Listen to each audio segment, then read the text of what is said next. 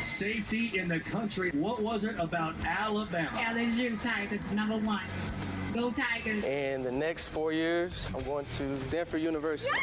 Call into the Neighbors Wealth Management Hotline, 256-576-4977. Now, here's D Squared.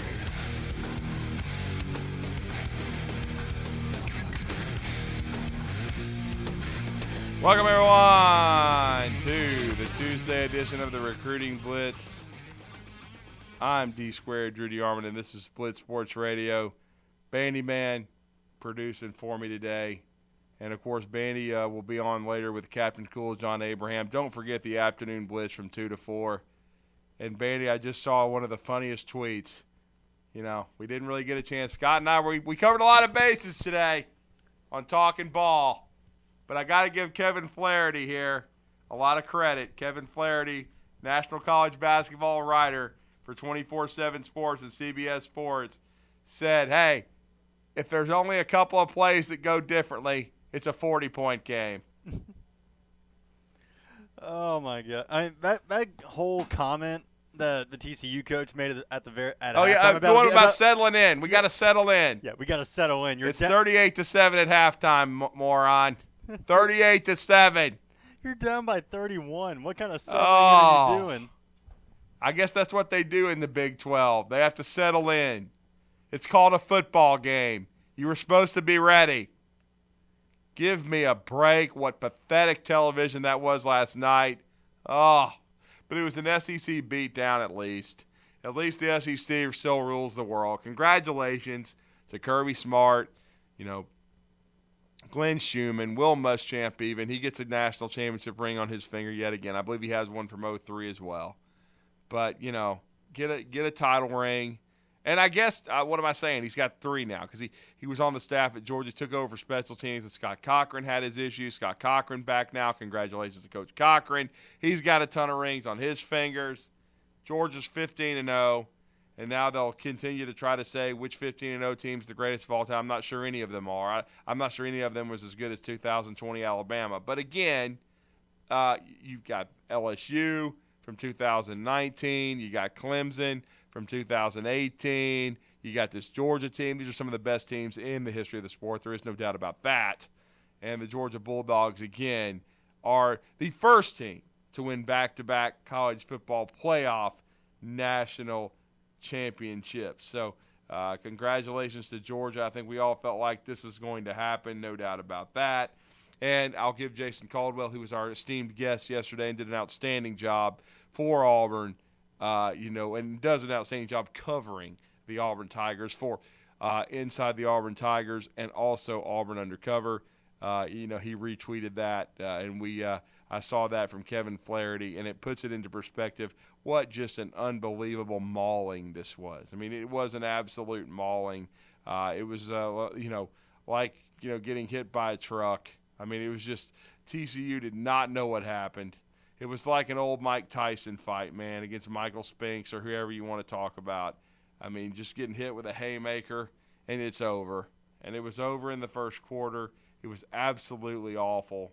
And you just got to give Georgia a lot of credit for being ready to play. And I got to give Kirby Smart, a lot of credit. And what I'll say is, they were interviewing him before the game, and, I believe it was Holly Rowe.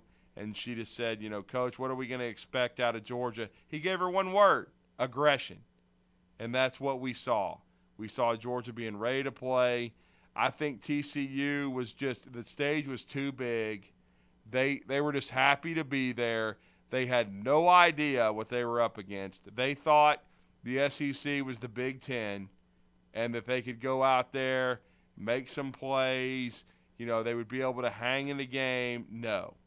You're up against SEC speed, and Sonny Dykes, who's a good guy, made a comment about, in the Big 12 we don't play, a layup non-conference game late in the season. Just be quiet. Don't say stupid stuff like that. And Sonny's he's coached in several different leagues, but one thing he has not done is coach in the SEC. Scott Tyson said it 3 or 4 times on Talking Ball this morning. It just means more. And it does to the SEC. What is it, 13 of the last 17? I mean, come on. It's domination. Clemson has 2 others. The Sucks. I mean, come on. It's just absolute beatdowns. And, I mean, it's just that's the way it is. Southern Cal had their run, but now they're trying to come back under Lincoln Riley, but they'll probably never win a championship because of how soft they are on defense. It's just not the same, and the SEC is just completely dominant. Miami's had, some bright moments in their history in the 80s and 90s. They dominated. They had a dynasty going. That 01 team is still one of the greatest of all time. But now look how far they have to go. I mean, Mario Cristobal's got so far to go. And the ACC right now is so poor. But the SEC is just on another level. Now, our guest today, in a few minutes, has been with us before. He does an amazing job covering recruiting from a national perspective, but especially in the South and in the state of Florida, where it's the most plentiful, and that's Andrew Ivins of 24/7 Sports. He is going to join us. We're going to kind of wrap up the All-American game, the All-Star game that was played on Saturday. The Under Armour game, of course, had been earlier in the week on Tuesday, and that was a 14-7 kind of defensive struggle. We're going to get, Andrew Ivins' thoughts. He was there all week, getting a look at some players, including a lot of guys that will be in the SEC. And we're going to get his overview thoughts. He does a great job of connecting with kids, talking to guys, getting FaceTime, evaluating talent. I mean, I truly, he basically discovered Amari Niblack last year, who ended up at Alabama. I think has a bright future, should be a really good player. Maybe a breakout guy next year. We'll see. We'll see how much, physical progress Amari Niblack makes, and who's going to be Alabama's offensive coordinator, because I think we all understand that Alabama is going to make some changes on their coaching staff. I pray Pete Golding is going to be on a Greyhound very soon, to Ole Miss. We'll see, but certainly, I think Alabama's got to make changes, because right now Georgia is the king of college football. I didn't like what David Pollock said to Nick Saban, but it's the truth. You have to understand that. Never liked David Pollock, never going to be a fan, don't like his style, think he's arrogant. But again, it's correct. Georgia is the program right now. Kirby Smart has climbed the mountain. Kirby Smart has repeated. Kirby Smart lost some coaches last year. He replaced them. He lost a lot of talent, replaced it. They are hunting. They are reloading. There is no question. You have to understand. And then if you're Alabama, you have to also, self-reflect and understand that you should have been in the playoff, but you didn't take care of business. I mean, the playoff, the way they choose it is flawed. It's not a great system. It's why they're expanding, but still it's just going to make it an SEC invitational. But like we said, Alabama should have been there, or at least given themselves an opportunity. They would have played Georgia in the SEC championship game. If they had beaten Georgia, they both would have been in, and then probably would have played in a rematch. Now, if they lost, they probably still would have been out, unless it was just a really close classic game.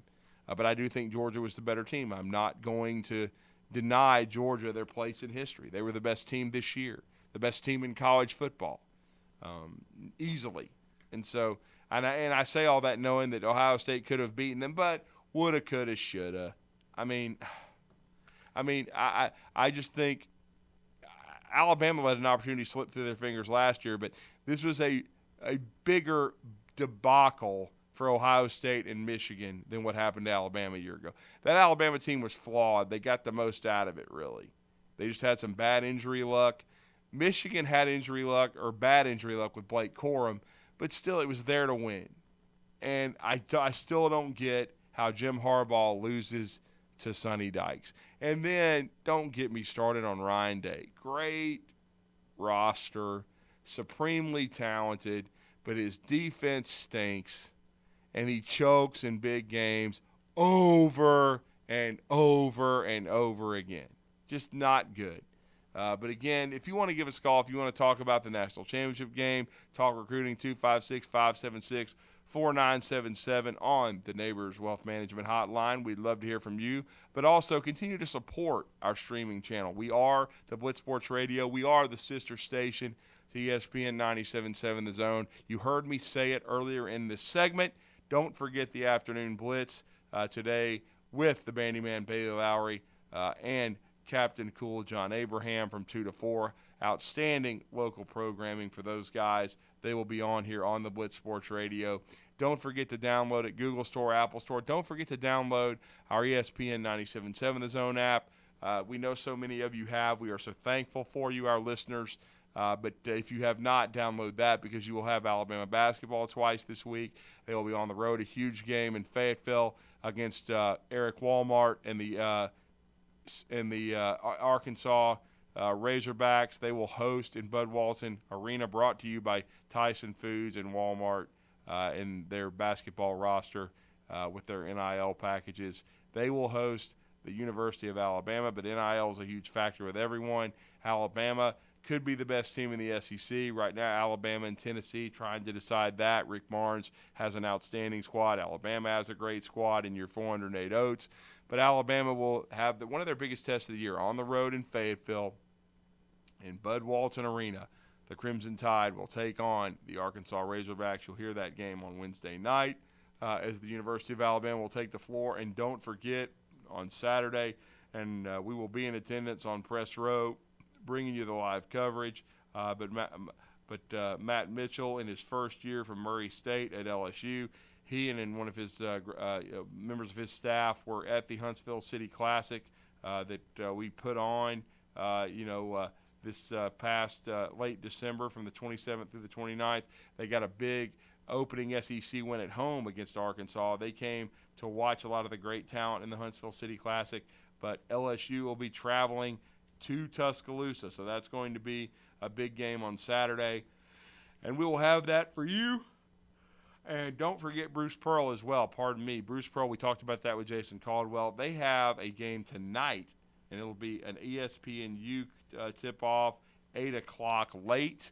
The Auburn Tigers taking on the Ole Miss Rebels. And Kermit Davis, they need this win. But Auburn is a 2-point favorite.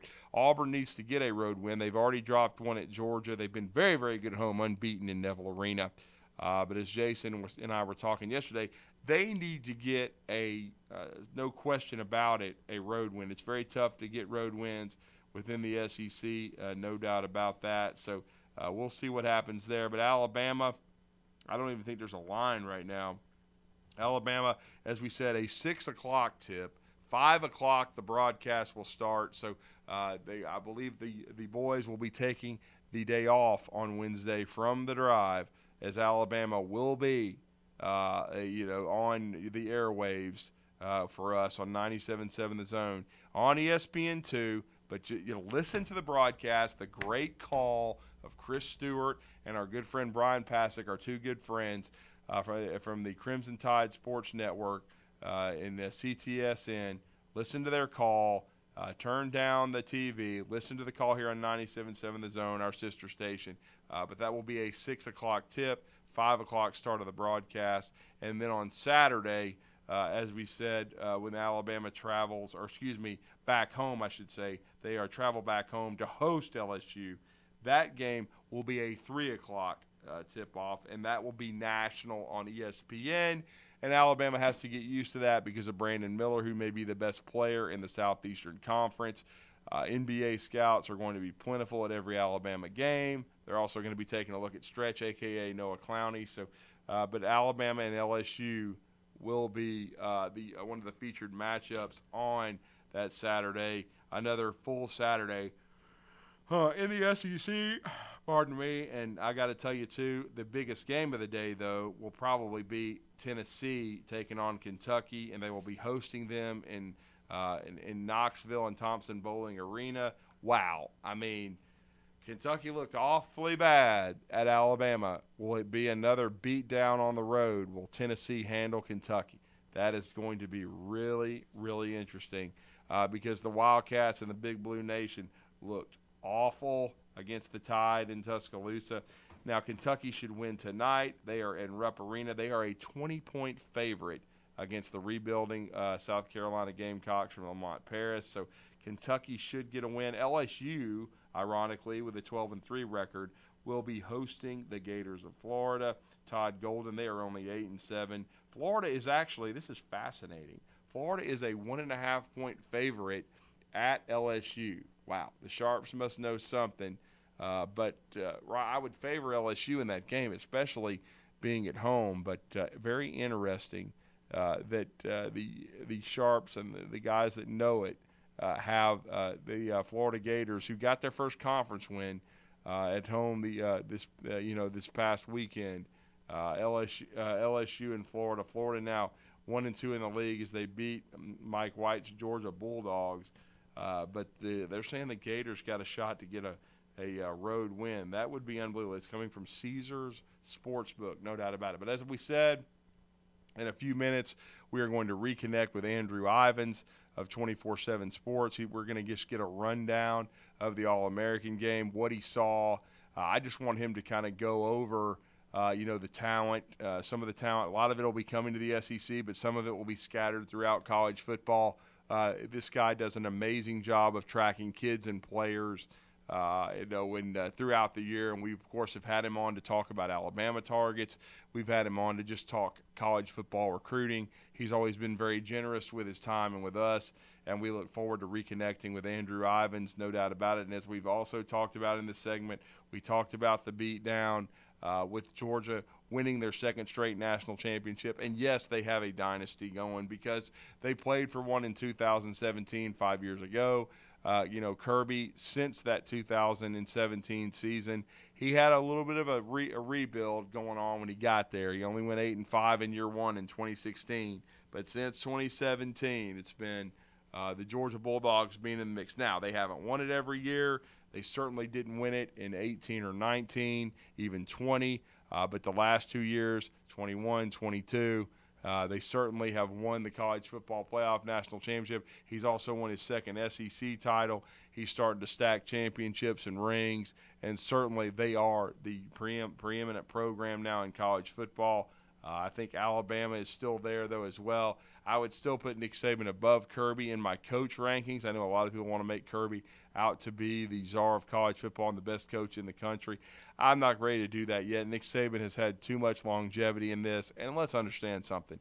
They weren't in the college football playoffs, so they weren't going to be in the top four in the rankings because that's just the way they do it. They want to, in all these polls now, that got the teams that were in the top four in the playoff, they're the 1 through 4 rankings. But Alabama was 11-2. Alabama was the Sugar Bowl champs. Alabama was still one of the best teams in the country. They do need some tweaking on their coaching staff.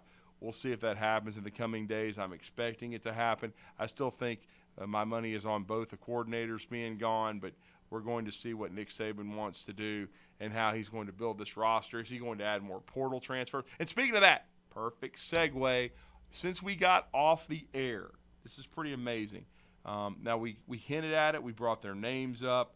But since we got off the air with Jason Caldwell yesterday, and he was very generous with his time with us, I mean, wow, man. I mean, you look at it, Auburn has added 2 more pieces to the puzzle it now has 9 total transfer portal additions. And now they've got a running back. We knew they were in the market for one. They missed on Dylan Johnson, who went to Washington, but they got Brian Batty. He was from South Florida. He rushed for nearly 1,200 yards. He's more of a scat back, quick, a 5'9", 165-pound lightning bug. But he has committed to Auburn out of the portal. As Jason put it succinctly, another big get for the Tigers, a big commitment, no doubt about it. He was going to visit Colorado, but as he even told us, he hinted to us on the show, hey, he's scheduled to visit Colorado, but he may decide, and that's how this process works. Hey, I visited Auburn. I've seen everything I need to see. I may shut it down. And they did, no question. And then literally and figuratively, another huge addition for the Tigers.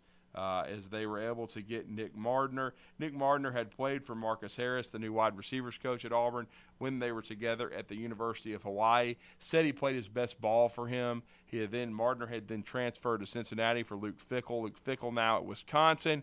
So Mardner back in the transfer portal, and now the big 6'6" wide receiver has committed to Auburn. We talked about Auburn needing outside guys and needing to supplement talent into the wide receiver room. Well, they get their 8th and 9th additions, and a couple of them offensively. Probably still need a quarterback. Jason Caldwell talked about that as well. We'll see who Hugh Freeze adds in the coming days to the quarterback room.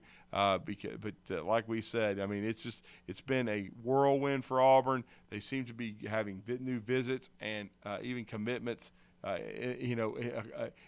Either every hour or every few hours.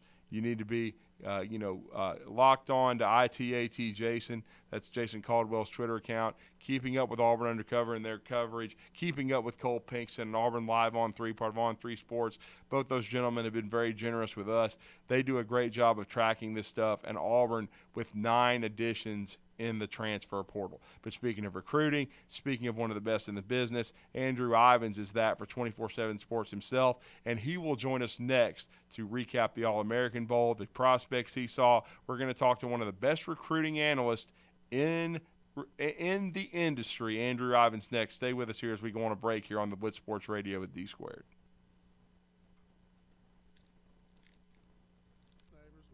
With Eagle Insulation, and we have an announcement to make.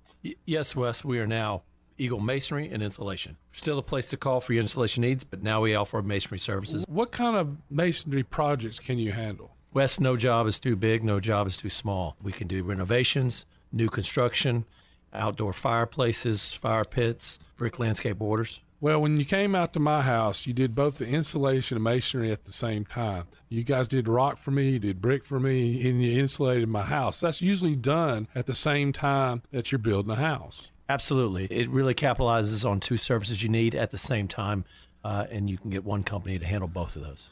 Philip with Eagle Insulation will come out, do your installation. He'll do your masonry. They do a great job. They guarantee your work. Check out more online at insulatedwitheagle.com. and schedule your free examination today. 256-755-1556. Thanks, Wes. You've got to experience Toyotathon at Bill Penny Toyota. They've got the selection with over 700 new Toyotas to choose from. And they've got the extras with Bill Penny perks and a 10-year unlimited warranty. So get on over to Bill Penny Toyota today and experience Toyotathon. Bill Penny Toyota in Huntsville and online at BillPennyToyota.com. Bill Penny's Toyota 10-year unlimited warranty is valid through the 10th year of ownership. Valid on new vehicles only. See dealer for details. Do you have discomfort in your legs? Varicose veins can affect not only how your legs look, but how they feel. Symptoms of varicose veins include pain, swelling, aching, heaviness, and fatigue. Dr. Tracy Lowry of Best Vein Care of Huntsville can diagnose and treat your varicose veins with the latest minimally invasive techniques.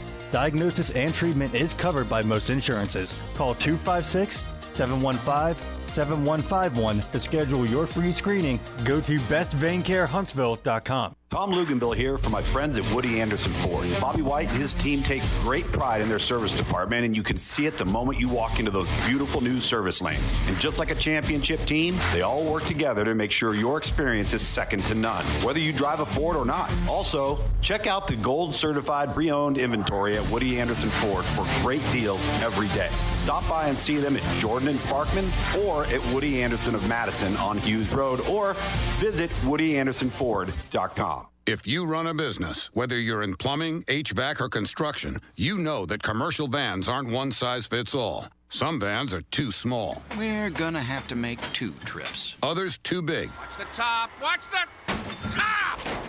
You need a van that's just right. That's where the Mercedes-Benz Metris comes in. It's the only available mid-size commercial van with unmatched safety features, a 2,500 2-pound payload, and enough cargo space to hold over 60 sheets of 4x8 drywall. It's big enough for the job, yet it's small enough to fit in your garage. It has a service interval of up to 15,000 miles and the highest residual value in its class, according to ALG. We won't give you a one-size-fits-all van. we'll do you one better, a commercial van that's sized just right for you. The 2016 midsize Metris. Mercedes-Benz. Vans born to run.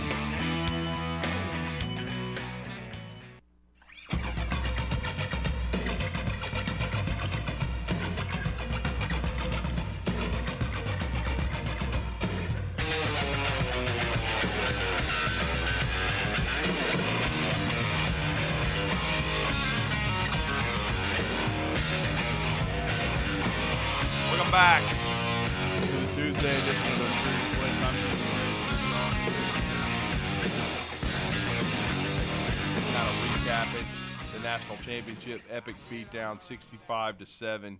Yep, 65-7. The Georgia Bulldogs drill the TCU Horned Frogs. But now we're going to talk some recruiting, and that's what the backbone of this show is.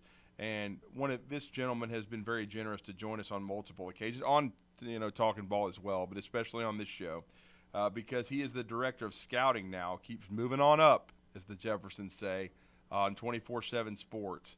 He does a great job, has a daily podcast as well. And we always enjoy talking recruiting with him because, again, he does the work. I love John Garcia. He's a great friend of mine as well. This guy's another one, though. A lot of FaceTime, a lot of time on the road, a very understanding fiance because he's going to be married soon. But we want to wish a happy new year and a welcome back to the show of 24/7 Sports Director of Scouting, of Recruiting, that covers recruiting with Steve Wiltfong so well, and that's Andrew Ivins. Andrew, welcome back to the show. Happy New Year to you, sir. Happy New Year to you, Drew. Can you introduce me at my wedding? That was a pretty good intro there. Well, I might have to record it or Zoom it. I don't know if I will be down in South Florida, but certainly I would be more than happy to. You do great work, sir. We appreciate your time. You were able to – I should have asked you. I'm assuming that you went to both. Did you cover both of these games live? Yeah, I was at both games. This year it's set up where I missed a few of the All-American Bowl practices. Right. But I got to go to both, was in the stands for both, was able to size up both rosters. So a unique situation, and glad we got the opportunity to do that as we get ready to finalize our rankings for the 2023 cycle. Well, I'm glad they did that as well because you get a chance because it's become a contest. These guys don't play in both games. So you get a chance to see all the great talent around college football and where they're going to go. You get a chance, as you said, for 24/7 Sports perspective to finalize your rankings because they are ever evolving and changing in cycles when they start usually in January and then move their way toward the next January. In other words, it's a year process before you finalize it. But you had a chance to see both. I guess I'll start, with the Under Armour game, which I'll be blunt. I did not pay that close of attention to the process this year. So when someone told me, "Hey, it's tonight," I'm like, "It's on a Tuesday." You're kidding me. It's tonight. Okay. I had to go back and watch a little bit of it because I was like, okay, I was following the practice coverage, but it didn't in my head. I wasn't okay. When's the game? Okay, it ended up being played earlier. But certainly, what were your thoughts on the Under Armour game? The first thing that pops into my head is what a great get for Clemson that I saw Peter Woods in the Alabama-Mississippi game, watching some of that. We saw him in the Under Armour game. This dude seems like a can't-miss stud. You're right. I call him a spark plug in the middle. He was a guy that held his own during one-on-ones and someone I had never gotten eyes on before. He's there in Alabama, but he didn't do any of the real elite camps, and his school played a good schedule. So he had gone against elite competition. You mentioned that Mississippi-Alabama game.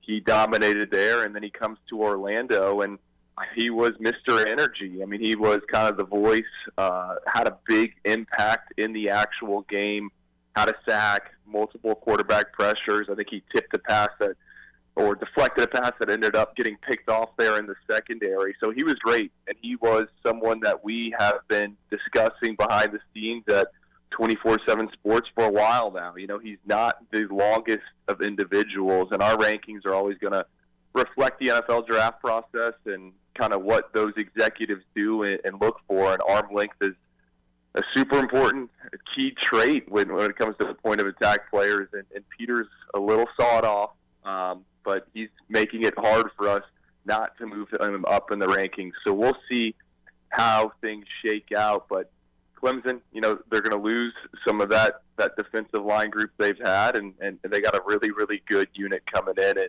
Peter Woods is one of those studs. No question about it. And what was your other takeaway? It was a defensive battle at the Under Armour game, 14-7. But what was your biggest takeaways as you had a chance to take in some of the week of practice and then the game itself? The game itself is sometimes anticlimactic. A lot of it is what you see in practice during the week. But what did you take? What were your biggest takeaways, Andrew? So we've got to build this 2023 group as, I don't know, the year of the quarterback, or there's a lot of quarterbacks that we like. And Jackson Arnold is a kid that is headed to Oklahoma. And I know this is a SEC radio station first, but let's not forget the Sooners are moving to the SEC. And Jackson Arnold, their prize quarterback commit, a kid there in Texas, 28-3 over the past 2 seasons as a starter in the highest classification, almost accounted for 5,000 yards of offense as a senior. Well, he shows up, and this is probably, I want to say, one of the best-looking quarterbacks I've seen at the Under Armour game in probably 4 or 5 years. He was the best player in practice all week long. Gets to the actual game, and he did throw an interception, but he led that game in passing yards and rushing yards, and I just thought it was a really, really encouraging performance for him. And right now we have him number 5 in our quarterback rankings. You got the big 3 at the top: Arch, Dante, Nico, and then you got Malachi Nelson, who's headed to USC. Well, I think the conversation for us now is Jackson Arnold leapfrog Malachi Nelson, who's dealing with a labrum injury. So there was a lot we liked about Jackson Arnold. I keep saying if Cade Klubnik can play as a true freshman at Clemson, then I think Jackson Arnold can play as a true freshman there at Oklahoma. No doubt, and I've heard a lot of good things about him. I know he had a national TV game where, where he was able to showcase his ability. Is this a guy? We know Venables is rebuilding Oklahoma. They had somewhat of a disappointing first year. You don't really want to put the whole shebang on him, but is Jackson Arnold someone that could start as a freshman at OU? I think so. He's in practice. You can't run the ball as a quarterback, especially in these all-star games. I mean, it's you can't touch him at all. So you kind of knew he was going to run it as soon as things were a full go. Because I compare him a little to Taylor Heineke, and Oklahoma fans get pissed about that. But he's kind of magic with his legs and creative as a runner with those read options, and we saw that in the game. So I do think there's a chance. I think, just speaking big picture right now with college football, when you look at some of these high-profile recruits, I think more than ever we're going to see these guys on the field just with the current NIL landscape, the current transfer portal. I mean, if you have invested a lot in these individuals, there's going to be pressure to play them. So I don't know what's going to happen with the Sooners. I believe Dylan Gabriel's coming back, but they dropped some games. The pressure is going to be on to get Jackson Arnold on the field, because I think a lot of people view him as the quarterback of the future there in Norman. Yeah, there's no question about that. I think he's got to be a big part of it, no question. And then what were your thoughts on some of the Alabama targets? I know they had several at the Under Armour game. I know Olas Alinen was there. And I have to keep up with it because I know they split them in both the games. But for our listeners, were there any of the Alabama targets that caught your eye at the Under Armour game? I'll be honest, I had to bring up Peter Woods first. I wanted to give your firsthand account of him because I congratulate Clemson in every way for signing the kid. But it's just one of those things where I think it's a huge miss for Alabama. He could have been such a leader in that class. He's going to be a great player at Clemson. Most definitely, but it's certainly as good as Alabama's class was to miss a guy like Peter Woods, to miss Sunterrain Perkins, who's going to be a great player at Ole Miss. Alabama, though, still had a great class. That's a really great effort from Nick Saban, but I know James Smith, Quay Russaw were in the Under Armour game. Was there any of them, though, that caught your eye? Well, I think Alabama is fine up front when you dig into that defensive line group, front seven group, whatever you want to call it. James Smith and Quay Russaw were actually late scratches for the game. That's what it was. Okay. So they weren't there, but I mean, there were some others. Desmond Ricks, the cornerback that reclassified from 24 to 2023. He has all the tools to be a shutdown guy on the outside. I mean, he's over 6'1". He's really good on the lasers when it comes to testing, and I thought he had a bit of up and down season there at IMG Academy. And we were hoping, or I was kind of hoping, one of these corners in Orlando would separate themselves from the rest of the pack and kind of be the dude. And no one really did it, but Desmond Ricks had a really good session one day during one-on-ones, and his name was never called during the game, and maybe that's a good thing because the ball never really came his way. So he looked promising. Another defensive lineman, Jordan Renaud, kid out of Texas, originally from Florida. Alabama, I think they beat out Texas A&M and Oklahoma for him. He was really good early on in practices, kind of quieted up a little bit as the week went on, but he's someone that I think could play multiple alignments, different spots on the line for Alabama. I thought he was a good take and probably one that Alabama fans don't know much about. I mean, he's not one of the premier players in that class, or Bill does that, but he has a chance and has what it takes to make an impact in the SEC one day. Well, I thank you and I wondered that. I had someone ask me about Renaud and Quay Rousseau and James Smith, and I have to admit, as I told you, I didn't, watch the entire game, so I didn't realize that they had scratched. I knew Jaleel Hurley wasn't there, the defensive back from Florence, but I did not realize, and I thank you for clarifying that for me. That's why you're one of the best. Quay Rousseau, James Smith, not at the game. Yeah, well, it'll be interesting kind of moving forward what happens with these games because, there were some other scratches, and a lot of these kids, I mean, they were practicing already with their respective colleges for bowl games. I think Tennessee had 14 guys in there. Georgia was telling kids, hey, yeah, you can go to Orlando and go to Disney and practice, or you can stand on the sidelines for us with the Peach Bowl. And some kids chose to stand on the sidelines for that college football playoff and do the dog walk and run the scout team. So interested to see how these all-star games are handled moving forward because I think there's only going to be more and more pressure for these kids to get to a college campus sooner. Yeah, we've even seen it now to kind of switch gears to the All-American game. We saw, Justice Haynes do that. He was able to practice with Alabama, but they weren't in the playoffs. So he got done. He comes to the All-American Bowl, and he has an outstanding, game and touchdown catch. I know he had a great run during the contest. I heard, scrimmage against Alabama. Basically, the first-team defense was asking if Najee Harris had come back from the Steelers and was in pads because he was so impressive. But that young man looks like he has a chance to make an early impact. I agree with you. He's our number 3 ranked running back right now, and I was talking with my sidekick, my colleague Cooper Patagna yesterday, and we had brought up that Justice Haynes might be the number 1 running back for us in the class of 2023 after what we saw in San Antonio. You mentioned that long run. It was 46 yards in the actual game. I went back and counted. I think he broke or forced 8 missed tackles on that run. He is under 6 foot, but he is rocked up. He is twitchy. He's got elite vision. And I think the most promising thing about Justice Haynes in his game is the ability to catch the ball out of the backfield. We know how Alabama wants to get it to their backs, whether that be a swing pass or a screen pass. We see all these teams do it on Sundays. You watch the NFL. I think Justice Haynes is the best at that and making people miss in space. So it was an awesome week for him. I agree. I think he's going to play year 1. And he's not the only one. Caleb Downs, the safety out of Georgia, who is his good friend. I mean, both those kids we thought at one point were going to go play for Georgia, and Kirby Smart, Caleb Downs, and Justice Haynes, they signed with Alabama.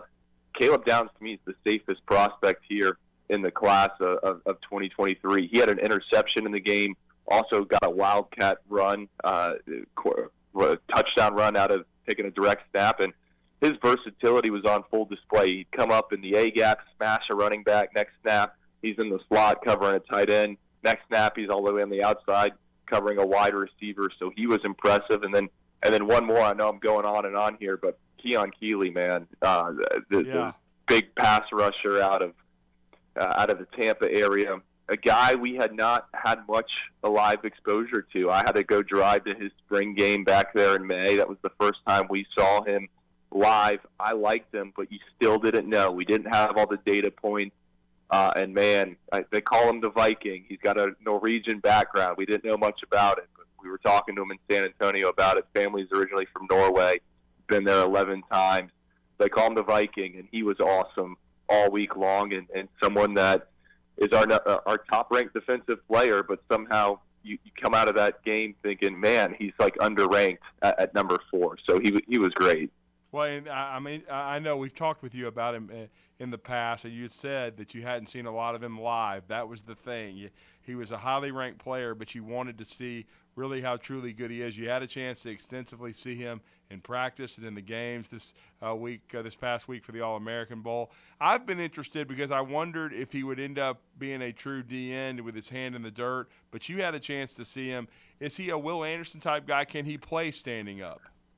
I think he's going to play standing up, and it's funny you bring that up. When Keon decommitted from Notre Dame, remember everyone thought right away, Alabama, this is a layup, it's a slam dunk, he's going to play for the Tide. And then Ohio State got involved and made things interesting. He took an official visit there, then he took an unofficial visit there. And this was all speculation, me kind of talking this out with some different people in the industry. But I said, hey, maybe Keon is so interested in Ohio State because they play that traditional 4-3 look where their end has a hand in the dirt, and maybe that's more of a scheme fit for him with Larry Johnson there and what they've done with the Bosa brothers and Chase Young. So I kind of thought maybe that's what he was thinking. Now, having watched Keon Keeley move around this past week, and we measured him, we listed him at 6. He was listed at 6'6". He's closer to 6'5". But I do think he can stand up and come around the edge. He did a little bit of that at Tampa Berkeley prep. And I think with Keeley, the scary thing is the best football is still ahead of him. And after the game, I was in the team hotel going up in the elevator with him, and I was like, man, great performance. And he's just like, yeah, we were the better team, and we took care of business. So I love his mindset. I think he's one of the kids that Alabama gets the most out of, and he's probably going to be a monster for them, assuming he can avoid setbacks. And he can't enroll early because of his school, but when he gets there in June, don't be surprised if there's some buzz coming out of Tuscaloosa about Keeley. Yeah, no doubt. I mean, I remember Minka Fitzpatrick did the same thing. I mean, he didn't enroll early. He had to graduate late in Jersey, and I still think he's the best defensive player in Nick Saban's tenure. No disrespect to Will Anderson, but, yeah, he made the same kind of impact, and we'll see what Keon Keeley does. And I was going to swing over, though, because we saw Georgia just maul TCU to win the national championship. There was a kid you had a chance to see in that All-American Bowl. I know Alabama recruited him. You and I talked about him, but they're losing a guy like Jalen Carter, who I thought it was neat. You took a look back when you were able to evaluate him coming out of high school, out of the Sunshine State. But they get Jordan Hall, and I know you and your colleague think he's a great fit for the Dogs. We do, and I got bad news for everyone that is hoping this isn't a dynasty for Georgia because they are absolutely reloading on the defensive side of the ball with difference makers. And I go back to a few weeks ago, right before the holiday, I was at one of the Florida State title games, and one of the Georgia coaches was there, and I was talking to him, and he's like, hey, we got to get better up front. And I'm just like, Are you serious? Like you guys are already loaded with all these 5-stars, but that's the mindset they have there. They got to keep reloading, and we know Alabama's had that same mindset forever. But Georgia, what they did on the defensive side of the ball, Jordan Hall, a kid from Jacksonville, Florida, that's traditionally kind of a Florida stronghold. But Trey Scott, Kirby Smart were super involved in that recruitment. And Jordan's another kid where we were waiting to see him against elite competition.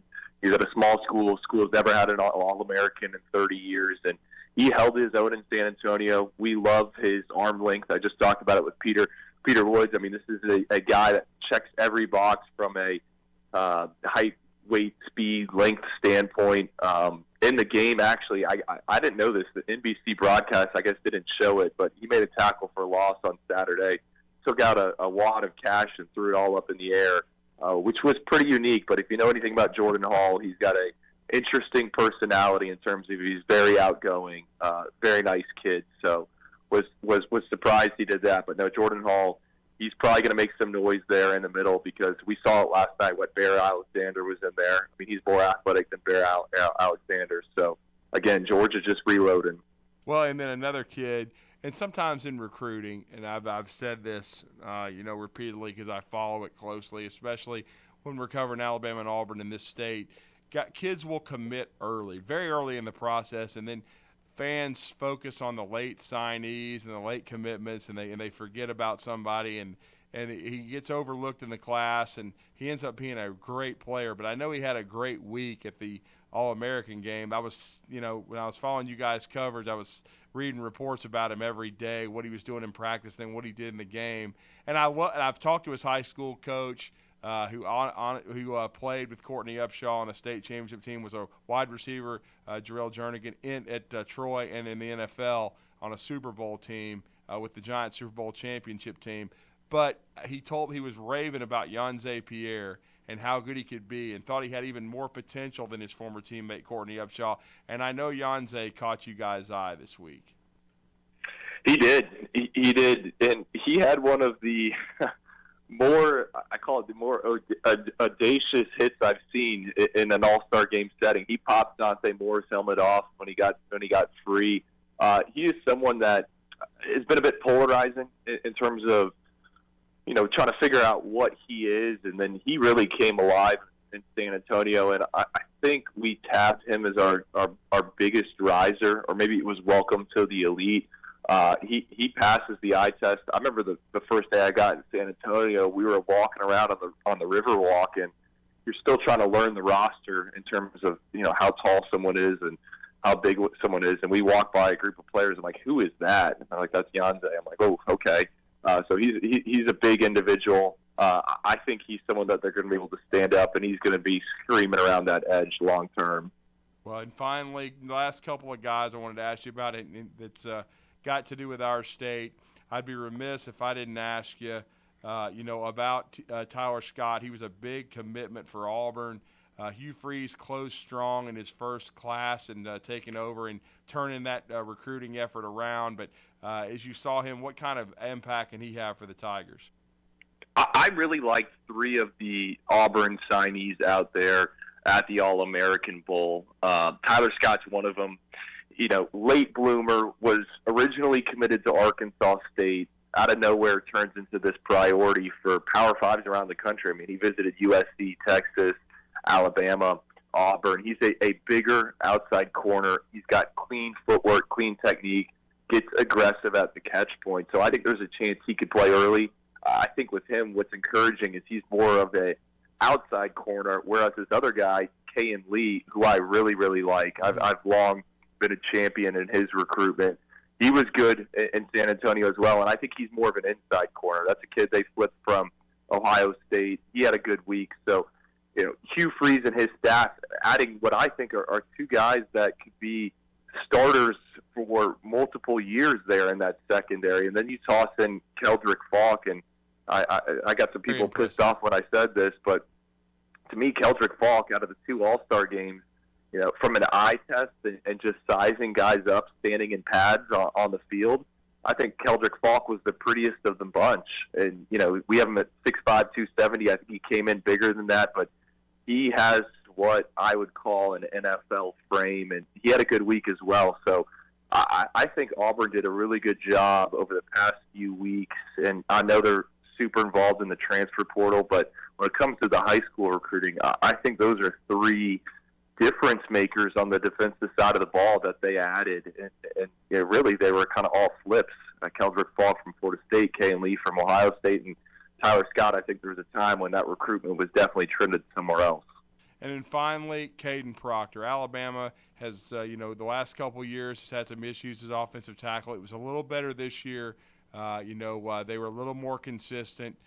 No question about that, with Tyler Steen from the portal and then J.C. Latham. And I know you evaluated Latham coming out of IMG, but what kind of player is Caden Proctor coming to Bama? Can he make an impact as a freshman? I think he's going to stay as our top-ranked offensive tackle, and I do think he can play as a true freshman, and Alabama needs that. I mean, correct me if I'm wrong here. I think there's just going to be 2 returning starters. I mean, there's a ton of kind of question marks on the 2 deep when it comes to the offensive line, and I think really just that whole roster. I think a lot of this recruiting class that Alabama signed, right? Nick Saban's highest-ranked recruiting class ever, number 1 ranked class for the 10th time in the past 13 years. Unlike previous cycles, it seems like a lot of these guys are going to have to be on the field, and based on what we saw over the past 2 weeks at the respective All-Star games, I think some of these guys are ready. Caden Proctor, like I said, I think he can get it done. He held his own against those twitched-up pass rushers we saw in San Antonio. And if he does play, it would be pretty rare. I think there's only been 3 other offensive linemen that played as true freshmen or started games under Nick Saban or at Alabama since Nick Saban got there. I think it's Evan Neal. I'm drawing a blank on the other 2. Cam but Robinson. Both those guys, yeah, Cam Robinson and then Jonah Williams, right? Mm-hmm. That's right. Yeah. All those guys are day 1, day 2 NFL draft picks, so it would be pretty rare. But I do think Caden Proctor is much further along than Tyler Booker and J.C. Latham coming out of high school. So that should be encouraging for Alabama fans. No doubt. This has been an outstanding segment. Andrew, we appreciate your time. Let everybody know they can connect with your coverage of recruiting and continue to follow you. And, again, congratulations on continuing to move up Director of Recruiting at 24/7 Sports. I appreciate it. You can follow me, Andrew_Ivins, IVINS on Twitter, and then obviously 247sports.com. Stay locked in. Plenty of coverage to come. Thank you, sir. We really appreciate it. That's Andrew Ivins. We're going to go on a break and wrap up this Tuesday edition of the Recruiting Blitz on Blitz Sports Radio. The Blitz has been called. TOC Sports has been there for you. Now, you're probably asking yourself, what does that mean?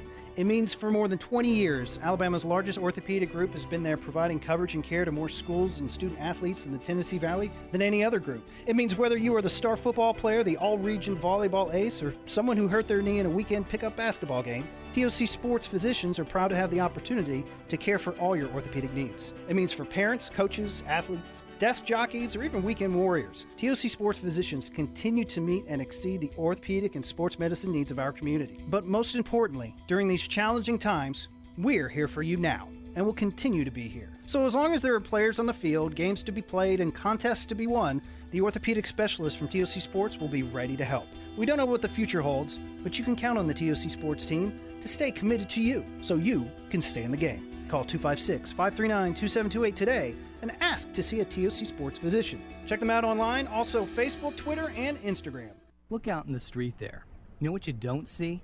My car, because I had to sell it to pay the lawyer I hired when I got busted for drunk driving. You know what else you don't see?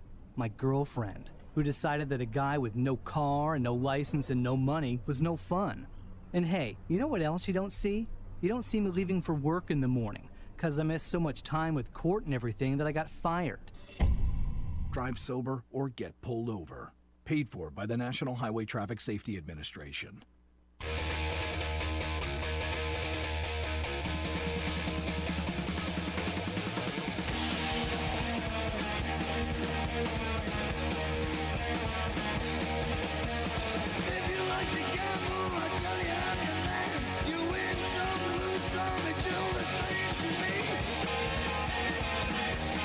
Welcome back. We are wrapping up this edition of the Recruiting Blitz on this Tuesday. I'm D-Squared, Judy Arman. Big thanks to Andrew Ivins, Director of Recruiting for 24/7 Sports, as he covered last Tuesay's just a week ago today, the Under Armour game in Orlando, and then Saturday's All-American Bowl, All-American game. Had extensive coverage of that for 24/7 Sports. It was great to have him on, get his thoughts on that and take on it. A lot of these guys are going to be enrolling early at their prospective universities. A ton of the signing class at Alabama, including the second quarterback in the class. Eli Holstein was the first from Louisiana, from Zachary. Nick Saban, I'm hearing, very impressed with his arm strength. I know he's mentally got to get some things down, but he's a freshman. But he certainly went through the bowl practices and was with the team in the Sugar Bowl. Now Dylan Lonergan from Brookwood has enrolled at Alabama. It'll be interesting to see if he also joins Brad Bohannon's baseball program, but we'll continue to follow that. Auburn, as we said, they continue to stockpile. Now they have 9 commitments out of the transfer portal. We talked about that as we were in our first segment, because yesterday they got 2 more. Right after, really, we talked to Jason Caldwell.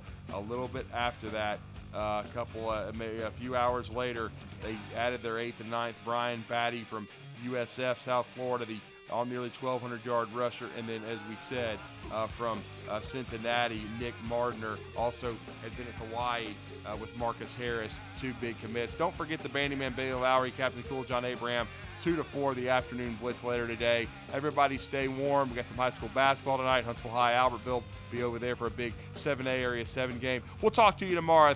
I almost messed that up. I felt like TCU getting punch drunk. But tomorrow, 9 to 10 a.m., more recruiting blitz with D Squared. Have a great rest of your Tuesday, everybody.